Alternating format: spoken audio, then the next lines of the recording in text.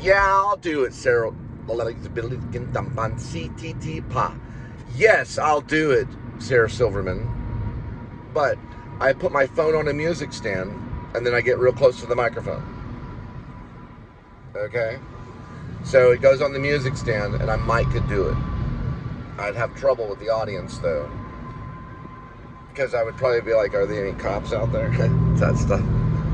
So that's how we'd start. All right, you want my stand-up comedy routine. I used to write them down. I used note cards, just like David Lynch. Now, I'd get up to the microphone, and I'd stand like this, the way Greg would teach me to stand, so you could see my belly. And I'd say, I wouldn't say anything about respect, but I'd say this. Are there any cops out there? Come on, you have to tell me, though, by law. Any cops? Any cops? They raise their hand. Y'all have a good night. And then I'd leave. No, I really would. Are any cops out there? Any cops in the audience? You have to tell me. Are you a cop? All right. Are you a cop? All right, come here. Are you a cop? Huh? Are you a cop? Are you Internal Affairs? Do you watch CSI? The guy, the MacGyver, is it? That's NCSI. Okay, yeah. Do you watch NCSI? The MacGyver? Yeah. Duct tape? You have duct tape at home? Do you use it on her? Do you know her? Okay, never mind. Just relax. Don't worry. It's not going to happen. We're not going to really do it to you. No. You do this stuff and you're not funny. Yeah, no. It's music. She's like, it's musical. Mm-hmm. There's a slowdown ahead. That was her voice, right? Jesus is magic. Mm-hmm. No, you say, Sarah, where are you? Sarah Silverman. Anybody? Any cops? Sarah Silverman, are you a cop? And then no one's laughing. You're like this. But you are a Jew, right? All right, so the Gaza thing's there. All right, nobody's laughing. Darn it. I got a rope back there. But this one guy, Norm Alden, he actually said that, and they laughed back in the 40s or 50s or whatever. Yeah, he's like, well, if this doesn't work out, I got a noose in the back. And then someone approached him at the Comedy Store, probably, or it was like a stand-up comedian routine that he was doing it, because they all have to go up there and try. It was pretty funny. So the guy goes, you know what? I kind of like you. You were kind of funny. Here's my agency information. Next thing you know, he works with Spielberg and Back to the Future down the line. It was Norm Alden. He came to my drama room. He goes and looks at me. Out of everyone in the room, he must have heard from my drama teacher. He goes, everybody, always, listen, if you're going to be an actor, always be acting. Always be acting. To me. Those are the guys, they call them over-the-shoulder actors. That's what he called himself, over-the-shoulder actors. That's what he pretended to be. But he said that he struggled quite a bit starting off. He didn't have anything. He ran off pretty much from high school. And then he got there, and he was waiting, for the agency to call him and see if he could get a shot on the camera, in front of the camera. He was a new actor. And so he was waiting for like days, even back then in the 40s and 50s when Norm Alden started. Because I really knew Norm Alden. Yeah, he did a play at our high school, Pascal, R.L. Pascal High School. The same school that Taylor Sheridan's from, the writer, who wrote, what did he write? He wrote everything, Hell or High Water. He also wrote Sicario. He went to that high school. Anyway, Norm Alden did a play there called Our Town. He played the stage manager with my crazy drama teacher who loves Native Americans and lives on a reservation probably in Arizona. Yeah, and probably did a little bit of there was rumors. There's a lot of rumors. A lot of times they're not true. But Robin Williams, I think, did. And Sarah Silverman probably, yeah. I saw one of her actors from the Sarah Silverman show. It was, we were at, over there by the Comedy Store. It was the Hyenas. They were called Hyenas. It wasn't, okay, it's not the Comedy Store. Yeah, the Comedy Store's in L.A., but we called it the Comedy Store, kind of. It was called Hyenas. It was right next to the Angelica Movie Center. But it was Hyenas. It wasn't the Comedy Store. It was our own version of the Comedy Store. Anyway, I saw him. He was in an elevator. I go, you were in the Sarah Silverman show. And he had dodged me like a bullet, There's Cole Spivey. In where? In Dallas. The same hometown that Lenny Bruce started in. Yeah.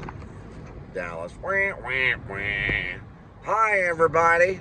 Ryan Lunt got best comic of Texas, and you put him on your YouTube channel. Me. Remember Seinfeld? He lived in the Crazy 8, Section 8. Right. Remember Seinfeld? He was living with crazies. Like in a loony bin, but it wasn't a loony bin. It was a Section 8 apartment place in New York. For free, he would go to the Improv, which isn't around in New York anymore. It's not in New York, but it is in Arlington. That we have improvs here. Yeah, I went there. I went to the Arlington one before they arrested me, and also before, well, I had to find out that lawyer office, that black lawyer office wasn't free. I was like, hey, homie, hello. This ain't a lawyer office. There was no lawyer office there. It was a black lawyer team that I hired. I was like, yeah, I'm going to beat the police. F the police, NWA, I'm going to beat them. We're going to beat them together. And I'm in jail going, where's my lawyer? They told me not to show up. The lawyer office put me in jail. And when the cop pulled me over in Keller, he was like, well, we're showing that you didn't pay the speeding zone, the child zone ticket, whatever it's called. School zone ticket. Yeah, he didn't even know what it was called either. The cops don't know really. And then they bring me in, and it was like $300 ticket, and I was there for 17 hours. I called my dad on the phone. There's a stalled vehicle ahead. Stalled vehicle, schmeacle. I called my dad on the phone. Well, see, my dad did this to me because I'm not Jewish. But my dad did this to me because I told my dad, I said, Dad, I'm going to go into show business. I'm going to be a filmmaker. I might act too a little bit. He goes, do you know anybody that's Jewish? Yeah, I knew Foster, but Foster got killed because your people killed him. Another way. Just a little bit better. Looking all like Betty Davis movie. Yeah, like a Betty Davis movie. There we go. Still pretty bad. God, this thing is caked on there. Yeah, it's because I eat peanuts. Yeah, my dad is funny. Do you know anybody that's Jewish? You better start knowing people. Maybe I can meet Sarah Silverman. She was in Leonard Bernstein. Yeah, with Bradley Cooper. Well, he's Catholic. He's kind of, the Catholic and the Protestants, they get along great. You know what I mean? Look how this is working out. I'm in a car driving, talking about Bradley Cooper. Well, Bradley Cooper's probably getting a massage by an Asian lady while his wife watches. No, I'm just joking. So I'm not funny because I'm Christian. I'm Protestant. We're not that funny. We're hot-headed. Do we have any Protestant actors? Yeah, we've got one Protestant actor. One. His name's Alex Kendrick. Yeah, one. Well, there's that guy that hired Jordan Lyon. Yeah, they did the Christmas movie, The Chronuncles. The Chronuncles. The Chronuncles. Yeah. So I'm a little funny. And who was a little funny? Yeah, Lenny Bruce. He was only a little bit funny. He was serious. You didn't laugh at him all the time. But he'd do accents and they'd laugh. He'd go, he'd be like, what, I'm not Jewish. He wouldn't even do Jewish. He'd do Russian accents. Because the communist, the big cold scare. We can't go this way, but no one's going to help. Anyway, I do stand-up driving.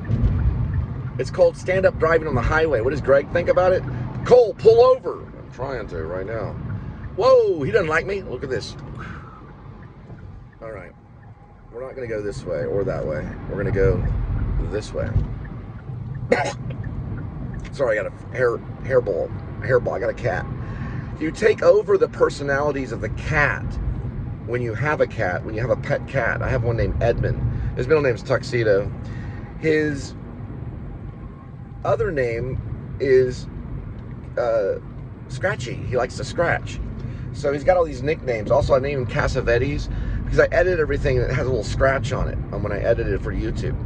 It has a little scratch because I put a little signature scratch on a lot of my stuff. Every YouTuber has a signature. So his full name is Edmund Tuxedo Scratchy Cassavetes. That's why he's named that way. Why Edmund, I don't know. It's the only name I don't understand. I don't know what Edmund means. Ed? We never call him Ed. We call him Edmund, and he answers sometimes. He's also known as Marlon Brando, and then his other name after Marlon Brando, of course, is, you guessed it, Laurence Olivier. Because sometimes he's suave and he walks around. He says, to be or not to be, I'm a kitty. I need, the whole Laurence Olivier. Then other times he's like, oh, put runny eggs in the McDonald's. And he's like Marlon Brando. I did honey, and there's some honey in my nose. And then at times, he acts like Beethoven because he gets on my computer and likes to push his paws down on the computer until the computer starts making noise. He one time reset the whole thing and I had to go back and redo. So what I did was I sat down at the computer, the laptop, and I thought, well, where did his paws go? I really did this. I did an investigation on the cat. So where did his paws go? Okay, so he walked over to the F1, he hit this, and I redid what he did by hitting the command button, and it fixed the computer. I was nearly crying because I could not read anything on my YouTube page, because I don't do YouTube. I'm a YouTuber, I'm a vlogger. I'm not a stand-up comedian. Nah. Hey, look, save the stand-up comedians for Seinfeld. Save the stand-up comedians for I got an idea. Save the stand-up comedians for Sarah Silverman and watching old reruns of whatever, Robin Williams. Save that for them. I'll tell you what, Sarah Silverman, pick up your phone and start doing stand-up to it. It's different because your rhythm is different. Because it's different because you're talking to nothing really. And you have to imagine the audience out there. And they're all laughing at this point. Right? You look at that broccoli in her teeth. She's got broccoli in her teeth and she's drinking a martini. Yeah, is that some kind of health concept? Nothing. I got nothing. You gotta remember to breathe. Yeah, Robin Williams he never breath. No breath. For 6 hours he would go on. Non-stop. Robin Williams, yeah. For 6 hours. No one wants to ride with that guy. Could you imagine rideshare with me? Let's talk about David Lynch. Get on in. That's how it was. I didn't really do that. But I did talk about David Lynch in Philadelphia and fear and crime. And then I brought up some demographics. Listen, good Uber drivers like this.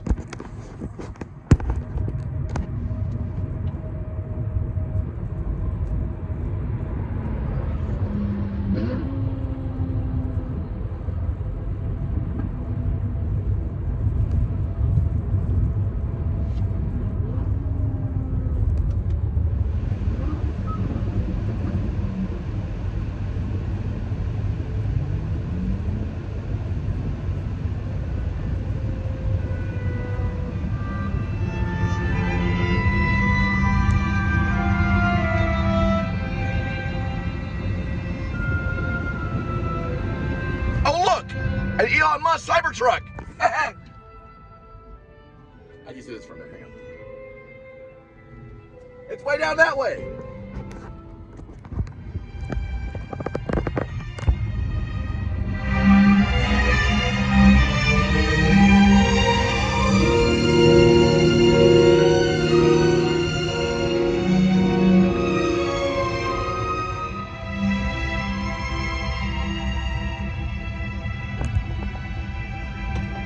Do you know what the pinky means?